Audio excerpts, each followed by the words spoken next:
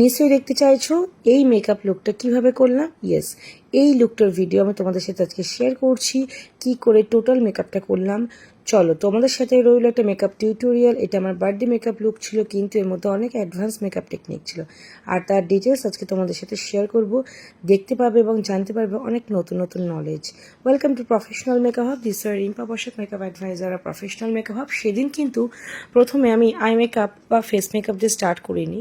Hair style করাটা আমাদের কাছে ভীষণ কুড়েমির ব্যাপার, মানে মেকআপ করার পর তো আমি নিজে কনফিউজড হয়ে যাই কি হেয়ার স্টাইল করলে মেকআপটার সাথে অ্যাডজাস্ট হবে।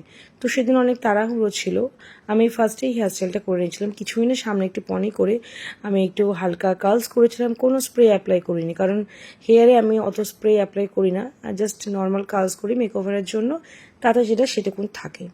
তো তারপরে আমি লিপ প্রাইমার ইউজ করে নিলাম। লিপ প্রাইমার হিসেবে একটা লিপ বাম ইউজ করলাম, যেহেতু আমার লিপটা খুব ক্র্যাকি, তো স্মুথ আনার জন্য কিন্তু লিপ বামটা আমি ইউজ করে নিলাম। অ্যান্ড তারপরে তোমরা দেখতেই পাচ্ছ আমি একটা গ্রে কালার লেন্স পরে নিলাম। লেন্স পরতে এখন তো বেশ ভালোই লাগে, পরাটা খুব সহজ হয়ে গেছে, যার জন্য পরতে অবশ্যই ভালো লাগে। এবার শুরু হলো স্কিন প্রিপারেশন। স্কিন প্রিপারেশনের জন্য কিন্তু আমি সিলস প্রফেশনালের এই ডাস্ট রিমুভিং স্প্রেটা ব্যবহার করেছি। এটা একদিকে ফেসকে ক্লিন করে এবং টোনিংয়ের কাজটাও করে ফেলে। তো এটা স্প্রে করে যে কোনো কটন প্যাড দিয়ে মুছে নিলেই ফেস কিন্তু সুন্দর করে ক্লিন হয়, ফেসের ইন্টারনাল ডার্ট অ্যান্ড অয়েলটা খুব ভালো করে রিমুভ হয়। টোনার হিসাবে ইউজ করলাম আমি সপারলে ময়শ্চারাইজিং লোশন। আজকে যে মেকআপটা দেখাচ্ছি, কেন আমি গ্লাসি ফিনিশ করেছি, উইন্টার মেকআপকে ফোকাস করে ভিডিও টিউটোরিয়ালটা আমি রেডি করেছি। অ্যাজ এ ময়শ্চারাইজার আমি স্ট্রবিং ক্রিম অ্যাপ্লাই করছি। ইয়েস, অ্যাজ এ ময়শ্চারাইজার কেন বললাম, স্ট্রব ক্রিম কিন্তু moisturiser, primer plus glittering particles দিয়ে তৈরি, যা স্কিনকে ইনস্ট্যান্টলি শাইন করে, ইলুমিনেট করে। নেক্সট আমি ইউজ করছি ফ্লুইড প্রাইমার। ইয়েস, উইন্টারের জন্য চেষ্টা করবো সবসময় ময়শ্চারাইজিং প্রাইমার, হাইড্রেটিং প্রাইমার বা কোনো ফ্লুইড প্রেস প্রাইমার ইউজ করতে, যাতে স্কিনে ইজিলি অ্যাবজর্ব হয়ে যায়। বিকজ উইন্টারে আমাদের স্কিন প্রচুর ড্রাই থাকে, প্রচুর ডাল থাকে, তাই স্কিন প্রিপারেশনটা খুব গুরুত্বপূর্ণ। গরমের থেকে স্কিন প্রিপারেশনটা উইন্টার একদম আলাদা। স্কিন প্রিপারেশন হলো অবশ্যই স্কিন প্রিপারেশনের প্রোডাক্টগুলো স্টেপ বাই স্টেপ ড্রাই করবে এবং পেনিট্রেট হতে একটু সময় দেবে। এখন আমি স্টার্ট করছি আইব্রো। দেখো করছি জাস্ট গোল্ডের একটা প্যালেট। এই প্যালেটটা এর আগেও তোমাদের দেখিয়েছি, আমার তো খুব ভালো লাগে। মানে এই প্যালেটটা আসার পর আমি আর কোনো প্রোমেড ইউজ করি না, কারণ প্রোমেড ইউজ করলে অনেকটা মনে হয় আর্টিফিশিয়ালি কিছু করেছি, কিন্তু আমি আর্টিফিশিয়াল লুকটা ক্রিয়েট করতে চাইছি না, আমি একটা ন্যাচারাল লাইট সোবার লুক করতে চাইছি। সো আমি জেল দিয়ে আইব্রোটা কম্প করে নিয়ে জাস্ট হালকা টাচ আপ দিলাম। এখন আমি ইউজ করছি কিউটি বিউটির এইচডি প্যালেট। তোমরা বলো না যে উইন্টার বেস প্যালেট একটা বলো, উইন্টারে এমন কোনো বেস প্যালেট ইউজ করবে তোমরা যা গ্রেসি ফর্মুলা, মানে একটু থিক গ্রেসি ফর্মুলা, একটু প্রোডাক্টের মধ্যে অয়েলটা রয়েছে। এই সমস্ত প্রোডাক্ট কি ইজিলি ব্লেন্ড হয়ে যাবে, কারণ আমাদের খুব মানে এটা ইজি ক্যালকুলেশন। শীতকালে আমাদের স্কিনটা প্রচুর ড্রাই থাকে, সো এরকম কোনো গ্রেসি ফর্মুলা, যে প্রোডাক্টটায় সাফিসিয়েন্ট অয়েল রয়েছে, সেই সমস্ত প্রোডাক্ট যদি আমরা ইউজ করি, ব্লেন্ডিংয়ে সমস্যা হয় না, ব্লেন্ডিংটা খুব ইজি হয় এবং যে মেকআপটা ক্যারি করে, স্কিনে ক্যারি করে, তারও মেকআপটা ক্যারি করতে ইজি ফিল হয়। সো এটা আমি 02 প্যালেটটা ইউজ করছি। এটা একটা এইচডি প্যালেট, একদম অ্যাফোর্ডেবল প্রাইসের মধ্যে, বিগিনার্সরা অবশ্যই ট্রাই করতে পারো। আর বেস প্যালেট ইউজ করার সময় অবশ্যই ড্যাবিং করবে, স্প্রেডিং করবে না, কারণ তাহলে নিচের প্রোডাক্টগুলো সরে যেতে পারে। এখন আমি একটা ইউজ করছি রিস্ট ব্লেন্ড। এটা অলরেডি আমার পেজে দেখবে ভিডিও করা আছে। এটা খুব ইম্পর্ট্যান্ট একটা মেকআপ টুলস, একটা মডার্ন অ্যাডভান্স মেকআপ টুলস বলতে পারো। কোনো মিক্সিং প্যালেট লাগবে না, কাজ সহজ হওয়ার জন্য কিন্তু এই টুলসটা বেরিয়েছে। জাস্ট হাতে পরে নাও। এই যে ফাউন্ডেশন থেকে শুরু করে এরপরে প্রচুর স্টেপ থাকে, যেগুলো মিক্সিংয়ের মাধ্যমে মেকআপ আর্টিস্টরা করতে থাকে, সেটা আমরা হাতেই করে, হাতটা মেসি হয়, নোংরা হয়, অনেক সময় হাত থেকে মেকআপ মুখে লেগে যায়, সেক্ষেত্রে কিন্তু এটা ভীষণ হাইজিন মেনটেন করে। আজকে আমি ইউজ করছি টু ফেস্টের অয়েল ফ্রি ফাউন্ডেশন। জাস্ট কভারেজটা তোমরা দেখবে কি করে ব্লেন্ডিং করছে এবং কত ইজি ব্লেন্ড হচ্ছে সেটাও দেখবে। ফার্স্ট আমার একটা স্কিন টেস্ট চলছে, যারা বিগিনার্স আছে তারা প্রত্যেকে কিন্তু ফাউন্ডেশন নাকি স্কিন টেস্ট করবে। যদি মনে করো দুটো ফাউন্ডেশন মিক্স করবে, সেটা মিক্স করে শেডটা কিন্তু ঠিক এই পোর্শন আমি যেখানে দেখিয়েছি এই পোর্শনে কিন্তু দেখবে যে অ্যাডজাস্ট হচ্ছে কিনা। ঠিক এইভাবে দেখো স্কিন টেস্ট করলাম। টু ফেসের যে ফাউন্ডেশন তোমাদের দেখালাম, আমি ন্যাচারাল বেজ এই শেডটা ইউজ করেছি। এটা অলমোস্ট মিডিয়াম স্কিন টোনে খুব ভালোভাবে অ্যাডজাস্ট হয়। এর থেকে একটা ফেয়ার শেড আছে, এর থেকে আর ডার্ক শেড প্রফেশনাল মেকআপ হবে নেই, কিন্তু ফেয়ার এবং মিডিয়ামের মধ্যে আমরা এই দুটো শেডসই রেখেছি, যা তার মিডিয়াম শেডসটা দেখো আমার স্কিনে কিন্তু 1 টোন ফেয়ার দিচ্ছে। এবার এটাকে আমি কি করে ব্যালেন্স করব, মেকআপের বাকি পোর্শনে তোমরা দেখতে পাবে কিভাবে ফাউন্ডেশনটা ইউজ করছি দেখতে পাচ্ছ। কোনোভাবে কিন্তু আমি স্প্রেডিং করছি না, আবারও বলছি বারবার এই ফাউন্ডেশন স্প্রেডিং করবে না, তাহলে এই ফাউন্ডেশনের নিচে আমরা যা যা লেয়ার্সগুলো অ্যাপ্লাই করি সেগুলো সরে যাওয়ার সম্ভাবনা থাকে। তোমরা অনেকে বলো মেকআপ উঠে যাচ্ছে, ফাউন্ডেশন সরে যাচ্ছে, এগুলো কিন্তু totally technical issue, hand technique issue. So ব্লেন্ডিংটা খুব গুরুত্বপূর্ণ। ব্লেন্ডিং ভীষণ ফাস্ট করবে, 90 ডিগ্রি অ্যাঙ্গেলে ব্লেন্ডিং করবে। যদি কি লক্ষ্য করো ফেসের বিভিন্ন পোর্শনে আমাদের উঁচু নিচু অনেক ভাঁজ থাকে, প্রত্যেকটা পোর্শনে কিন্তু ব্লেন্ডারে সেম পোর্শনটা ইউজ হয় না। নিজের সুবিধা মতো চোখের কোনায়, নাকের কোনায়, মুখে, গালে, কপালে ব্লেন্ডারটা কিন্তু ঘোরাতে থাকি। তো এই যে ফ্ল্যাট বেসটা আমি করলাম ফাউন্ডেশন দিয়ে, সেটাকে আমি কি করে 3D স্ট্রাকচার দেবো। 3টে প্রোডাক্ট নিয়েছি। দেখো আমার স্কিন টোন থেকে 1 টোন ডার্কার একটা কনসিলার নিয়েছি, আমার স্কিন টোন থেকে 1 টোন ফেয়ার একটা কনসিলার নিয়েছি, এবং একটা লিকুইড ব্লাশ নিয়েছি। আজকে যে টেকনিকটা দেখাচ্ছি এটা একটা অ্যাডভান্স টেকনিক। কিছুই না, ছোটোবেলায় যখন আমরা অঙ্ক করতাম, আমাদের স্যার বা ম্যাডামরা যখন একটা অঙ্ক একটু ঘুরিয়ে দিত, আমরা ভিমলি খেয়ে যেতাম। আলটিমেট কিন্তু অঙ্কটা সোজা। তো এই মেকআপটাও একই জিনিস আমরা বিভিন্ন উপায়ে দেখাই। কন্টুরিং, ব্রঞ্জিং, হাইলাইটিং, ব্লাশার ইউজ করা, এগুলোর মধ্যে আমাদের ফেসের উঁচু নিচু এই পোর্শনগুলোকে আমরা ক্রিয়েট করি। আর এটাকেই বলে 3D মেকআপ। যখনই ফেসের এরকম স্কাল্পচিং করছো তখনই সেটা 3D মেকআপ হয়। একজন শিল্পী যখন মাটির মূর্তি গড়ে, সেও কিন্তু এই ফেস স্কাল্পচিং বিষয়টা করে যখন সে মাটি দিয়ে মূর্তিটা তৈরি করছে এবং কালার করছে। সো মেকআপেও কিন্তু এই কনসেপ্টগুলো আছে। তো চলো দেখতেই পেলে কি করে কন্ট্রোলিং করলাম, ক্রিম হাইলাইটিং করলাম। এখন তোমরা দেখতে পাচ্ছ ব্লাশার ইউজ করছি, ক্রিম ব্লাশ O2O, এবং সেখানে আমি একটু ম্যাজিক ড্রপ ইউজ করে নিচ্ছি যাতে ব্লাশারের কালারটা ইনট্যাক্ট থাকে স্কিনের সাথে, এবং ব্লাশারের এফেক্টটা মেকআপ করার অনেকক্ষণ পরেও ইনট্যাক্ট থাকে। এটাও কিন্তু একটা অ্যাডভান্স টেকনিক, তোমরা অ্যাপ্লাই করতে পারো। দেখো যেখানে যেখানে আমার ক্রিম হাইলাইট, কন্ট্যুর, ব্লাশার যা যা ইউজ করার আমি করে ফেলেছি। এবার আমার ব্লেন্ডিংয়ের পালা। তো আমি নোজ ব্লেন্ডিংটা করছি। খুব সুন্দর একটা ইম্পর্টেন্ট ব্রাশ জাস্ট করলে শেপটা এত সুন্দর, নোজের এই পাশে ব্লেন্ডিং করাটা ব্লেন্ডার দিয়ে খুব কঠিন হয়ে যায়। অনেক সময় আমার ক্ষেত্রেও কঠিন হয়ে যায় কারণ সময় কম থাকে, সেক্ষেত্রে তোমরা এই ব্রাশটা ইউজ করতে পারো। বাকিটা আমি ব্লেন্ডিং করছি সেই ব্যবহার করা স্পঞ্জ ব্লেন্ডার দিয়ে। সবসময় সেম ব্লেন্ডার দিয়ে কাজ করবে। যদি মনে করো ব্লেন্ডার ড্রাই হয়ে গেছে, এসিতে কাজ করছো, পুনরায় জলে ভেজাবে না, তাহলে কিন্তু মেকআপের 12টা বেজে যাবে। তোমরা কি করবে, এরকম কোনো স্প্রে, ময়শ্চারাইজিং লোশন, কোনো মিস্ট, এইগুলো দিয়ে ব্লেন্ডারে স্প্রে করে নিয়ে তারপরে ব্লেন্ড করবে। আর একটা ইম্পর্টেন্ট টিপস তোমাদের সাথে শেয়ার করি, এই যে লিকুইড কনসিলারগুলো তোমরা ব্যবহার করো না, লিকুইড কনসিলার কিন্তু ফাউন্ডেশনের থেকে থিক হয়, ঘন হয়, তাড়াতাড়ি ড্রাই হয়ে যাওয়ার সম্ভাবনা থাকে। তো তখন তোমরা যেটা করবে, লিকুইড ফাউন্ডেশন ইউজের সঙ্গে সঙ্গেই মানে লিকুইড কনসিলার, আমি একটু ভিডিওর মাঝে ভুলই বলে ফেললাম, একটু ভুল তো হওয়া ভালো।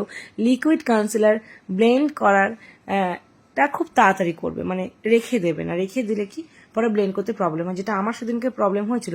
আমি যখন এই টেকনিকটা করছি, ভিডিও করছি, তখন অনেকে সময় নিয়েছিল, পরে যখন আমি ব্লেন্ড করতে যাচ্ছি, কনসিলারটা ব্লেন্ড করতে একটু প্রবলেম হচ্ছিল। এই একটা বিষয় বললাম। আরও যে বিষয়টা বলবো, এই যে কন্টুরিং করলাম ডার্ক শেড দিয়ে, হাইলাইটিং করলাম ফেয়ার শেড দিয়ে, এবং ব্লাশার অ্যাপ্লাই করলাম একটা কালার্স দিয়ে। তো কোনটা আগে আমরা ব্লেন্ড করব? ফার্স্ট আগে ফেয়ার শেডটা ব্লেন্ড করবে, মানে আমাদের ক্রিম হাইলাইটিংটা ব্লেন্ড করবে, তারপরে করবে ব্লাশারটা, আর তারপরে সবার শেষে ডার্ক শেড, কন্ট্যুর করেছে যেটা, সেই শেডটা ব্লেন্ডিং করবে একই ব্লেন্ডার দিয়ে। কারণ ফার্স্টে যদি আমরা ডার্ক শেড বা কালার মানে ব্লাশারটা ব্লেন্ড করি, এবং সেই ব্লাশারটা মানে ব্লেন্ডারটা ভুলবশত ফেসে অন্য জায়গায় অ্যাপ্লাই করি, তখন কিন্তু কালারগুলো এদিক ওদিক হয়ে যেতে পারে। আসলে কিছুই না, এগুলো হচ্ছে রঙের খেলা। মেকআপের ওপরে 3D স্ট্রাকচারটা দেওয়া মানে রঙের খেলা। তো দেখো আমি কিন্তু পাউডার দিয়ে সেট করলাম না, কিন্তু আমার কন্টুরিং জোনগুলো পাউডার কন্টুর দিয়ে সেট করলাম বা পাউডার ব্রঞ্জার দিয়ে সেট করলাম, সেটা সপারেলের। আর এই প্যালেটটা তোমাদের খুবই পরিচিত, আইম্যাজিকের টাচ ব্লাশ। এই ব্লাশার দিয়ে আমি ব্লাশার জোনটা সেট করলাম। যেহেতু ক্রিম প্রোডাক্টের উপর পাউডার প্রোডাক্ট দিচ্ছি, জোন বাই জোন সেট হচ্ছে। সো এটাও কিন্তু একটা অ্যাডভান্স টেকনিক। তো এরপর আমি যেটা অ্যাপ্লাই করব, আমার হাইলাইটিং জোনে সপারেলের একটা হাইলাইটার, এর শেড হচ্ছে বেসিক, এটা একদম ন্যাচারাল গ্লো দেয়। সপারেলের যে হাইলাইটারগুলো আছে, শ্যাম্পেন, রোজার, ওগুলো হচ্ছে মেটালিক হাইলাইটার, যেগুলো টপার হাইলাইটার হিসেবে ব্যবহার হয়, বা অনেকে ভুলবশত সেগুলো পুরো ফেসে ইউজ করে ফেলে, যার জন্য পুরো মেসি হয়ে যায়। তো গ্লাস ফিনিশ মেকআপের জন্য ডবল হাইলাইটিং প্রসেসটা অ্যাপ্লাই করা হয়। ক্রিম প্রোডাক্টের ওপর পাউডার প্রোডাক্টটা অ্যাপ্লাই করা হলো, মানে ক্রিম বেস ওপর পাউডার হাইলাইটারটা আমি ড্যাবিং মোশনে ইউজ করলাম, আমার ফেসের হাইলাইট পোর্শনগুলো আমি হাইলাইট করে নিলাম। তোমরা যদি এইভাবে কাজ করো না, ডেফিনেটলি গ্লাস ফিনিশ মেকআপ পাবে। আর গ্লাস ফিনিশ মেকআপে আরও একটা মূল মন্ত্র হচ্ছে আমাদের বেসিক যে স্কিনটা পুরো ইভেন থাকা, ভালো থাকা। তো এখন আমি ইউজ করছি অ্যাফ্লেজের একটা সেটিং পাউডার, আমি বেকিং প্রসেসে সেটিং করব। এরকম আমি কিন্তু টেকনিকটা আমি এর আগের ভিডিওতেও দেখিয়েছি, অনেক ভালোবাসা পেয়েছি। প্রায় 3 লক্ষ মানুষ সেই ভিডিওটা দেখে, 3 লক্ষর বেশি। আমি চাই এই ভিডিওটাও তোমরা প্রচুর শেয়ার করো, অনেক মানুষের কাছে যাক এবং তোমাদেরও ভালো লাগুক। এই ভিডিওটাও যেন তোমাদের অনেক ভালোবাসা পায়। এই যে এক একটা ভিডিও করা জানো তো খুব খুব কষ্ট করে করতে হয় এবং এডিটিংটা অনেকটা সময় দিয়ে করতে হয়, ভয়েস ওভার করতে হয় অনেকটা সময় দিয়ে। যা তোমাদের জন্য করি, তোমাদের ভালোবাসার জন্য করি। দেখতে পেলে নিশ্চয়ই, কথা শুধু শুনলে হবে না, প্রসেসগুলো দেখতে হবে। আমি কিন্তু একটা ট্রায়াঙ্গেল একটা স্পঞ্জ নিয়েছি, যেটাকে পিৎজা পাপ বলতে পারো। ব্লাশার, কন্টুর, হাইলাইটার এই জোনটা বাদ দিয়ে বাকি পোর্শনগুলো কিন্তু আমি হাইলাইট করেছি এবং এমন টেকনিকে হাইলাইট করেছি মনে হবে যে আমার ফেসটা আপলিফট হয়ে গেল, তাই না? আচ্ছা, এবার আমি আই বেস অ্যাপ্লাই করছি কিউটি বিউটি ডুয়াল কনসিলার দিয়ে, একটা লিকুইড কনসিলার। আর বলে রাখি, এই যে প্রোডাক্ট দেখাচ্ছি সব ইন্টারন্যাশনাল প্রোডাক্ট এবং এই সমস্ত প্রোডাক্ট তোমরা প্রফেশনাল মেকআপে পেয়ে যাবে অ্যাজ এ অ্যাডভাইজার। তোমাদের প্রপার গাইড করা আমার ডিউটিস, এবং এরকম টিউটোরিয়াল করলে তোমরাও নিজেরা অনেক কিছু শিখতে পারো। কেমন লাগছে অবশ্যই জানিও। হাতের এই রিস্ট ব্লেন্ডটা এখন কিন্তু প্রয়োজন নেই, আমি খুলে দিলাম। এখন আমার যেটা কাজ, আমি আইশ্যাডো অ্যাপ্লাই করব। আই বেসের ওপর কিন্তু আমি কোনোভাবে পাউডার সেট করলাম না, যা করব আইশ্যাডো দিয়ে। তোমরা কি এটা জানো, অনেক সময় তোমাদের আই মেকআপের ওপর ক্র্যাক চলে আসে, সেটা কেন? কারণ তোমরা বড্ড বেশি হয়তো আইবেস দিয়ে ফেলো এবং সেটা ঠিকঠাক ব্লেন্ড করো না। ভালো করে ব্লেন্ড করবো। অনেকে বলো ব্লেন্ড করার পরে পাউডার দিয়ে সেট করতে, আমিও সেটাই জানতাম, কিন্তু আমি কোথাও একজন থেকে শিখেছিলাম যে এটা কিন্তু শুধু আইশ্যাডো দিয়েও করা যায়। তো সেক্ষেত্রে কি করবে, বেস ইউজ করার পর যে কোনো স্কিন টোন কালারের আইশ্যাডো দিয়ে একটু টাচ আপ দিয়ে নেবে, বেসটা সেট হয়ে যাবে। আর তুমি যদি এরকম কোনো ভালো কোয়ালিটির হাইলি পিগমেন্টেড আইশ্যাডো ইউজ করো, কোনো প্রকার ক্রিজ আসবে না, স্মুথ আই মেকআপ হবে এবং খুব সুন্দরভাবে তোমরা কিন্তু এগিয়ে যেতে পারবে। তো অ্যাজ ইউজুয়াল দেখতেই পাচ্ছ আমি সপারেলের স্পেকট্রাম আইশ্যাডো প্যালেট ইউজ করছি এবং এই যে কালারসগুলো অ্যাপ্লাই করছি জাস্ট ড্যাবিং মোশনে অ্যাপ্লাই করছি এবং ব্লেন্ডিং করছি। খুব একটা কঠিন কিছু না, একটা সময় সকলেই পারবে। আর বেলির একটা ব্রাশ ইউজ করছি। তো পিঙ্ক ভায়োলেট ইউজ করার পর আমি আউটার কর্নারে একটু ব্লু দিলাম এবং ব্লেন্ড করলাম। ভিডিওটা শেষ পর্যন্ত দেখার জন্য ধন্যবাদ আমি এখনই জানিয়ে রাখছি, কারণ তোমরা ধৈর্য ধরে এতক্ষণ ধরে দেখছো। আই মেকআপ বিশেষ গুরুতর কিছুই না, আমি বেসিক কালার্সগুলো একই family colour step by step blend করার পর ইনার কর্নারে কিন্তু আমি গোল্ড একটা শিমার, যেটা এই প্যালেটেই রয়েছে, সেটা দিয়ে কাটক্রিজের মতো করে একটু কেটে দেবো। আমি কাটক্রিজ করছি না, কারণ সত্যি কথা বলতে একা একা কাটক্রিজ করা আমার পক্ষে খুব অসুবিধা মনে হয়। আমি নিজের চোখে কাটক্রিজ করতে গেলে বারবার চোখ খুলে দিই, খুব প্রবলেম হয়। কারণ ভিডিও করতে হয়েছিল, সেদিনকে বার্থডে ছিল, শুধু মেকআপ নিয়ে পড়ে থাকলে তো হবে না, কারণ কেক কাটার ব্যাপার, বাইরে একটা অ্যারেঞ্জমেন্টের ব্যাপার। তো যার জন্য আমি এই প্রসেসগুলো মেনটেন করেছি। তো দেখতেই পাচ্ছ কাটক্রিজ করার মতো কিন্তু শিমার দিয়ে কিন্তু সেই এফেক্ট এনে দিতে পারছি। তোমরা কিন্তু এই উপায়ে তোমরা রিসেপশন ব্রাইড, খুব তাড়াহুড়ো করে তোমাদের কাজে হাতে সময় নেই, তোমরা কিন্তু এইভাবে আই মেকআপ করতে পারো এরকম কোনো ভালো প্যালেট থেকে। আর হ্যাঁ, আজকে যে প্রোডাক্টগুলো দেখাচ্ছি এগুলো কোনো প্রমোশনাল ভিডিও না, জাস্ট আমার ইচ্ছা হয়েছে তাই আমি আজকে এই প্রোডাক্টগুলো দেখাচ্ছি। এর মধ্যে অনেক নতুন প্রোডাক্ট, অনেক টেকনিক তোমরা দেখতে পেলে। তোমরা যদি আমাকে আরও এনকারেজ করো, আমি কিন্তু আরও নতুন নতুন এরকম মেকআপ টিউটোরিয়াল নিয়ে আসবো। সত্যি কথা বলতে জানো, এই মেকআপ টিউটোরিয়ালগুলো আগে আমার পক্ষে করা খুব ডিফিকাল্ট হতো, কিন্তু এখন আমি করতে পারছি। এটা আমাকে একটা মানে কি বলবো, এটা আমাকে শিখতেও হচ্ছে। তো তোমরাও কিন্তু আমি শিখবে, দেখবে একবার নিজে করে দেখবে এইগুলো করা কতটা কঠিন কাজ, কতটা ব্রেনের কাজ, এবং এডিটিংটা এটাও কিন্তু শিখতে হয়, নিজেকেই শিখতে হবে। যেমন আমি শিখছি, তোমরাও নিজে নিজে শেখো। কথা বলতে বলতে কিন্তু আই মেকআপটা অলমোস্ট কমপ্লিট। এবার আমি যেটা করবো, দেখো হাইলাইটার তো আমার অ্যাপ্লাই হয়ে গেছে, যেহেতু পিঙ্ক ড্রেস পরেছি পিঙ্ক হাইলাইটার অ্যাপ্লাই করছি। একটা সপারের টপার হাইলাইটার ইউজ করছি। টপার হাইলাইটার কোনো নাম না, টপার মিন্স আমি একদম মেকআপের টপে ইউজ করছি এই হাইলাইটার, পিঙ্ক হাইলাইটার। এটা হচ্ছে শেড নাম্বার রোজার। এটা আমি অনেক মেকআপ আর্টিস্টকে রেকমেন্ড করি, খুব ভালো হাই শাইনিং। এর পার্টিকেলসটা আগের থেকে এখন চেঞ্জ হয়েছে, এখন মেটালিক ফিনিশটা আরও বেশি প্রোভাইড করেছে ব্র্যান্ড। আমার ভীষণ ফেভারিট এটা পিঙ্ক হাইলাইটারের মধ্যে সপারেল রোজার হাইলাইটার।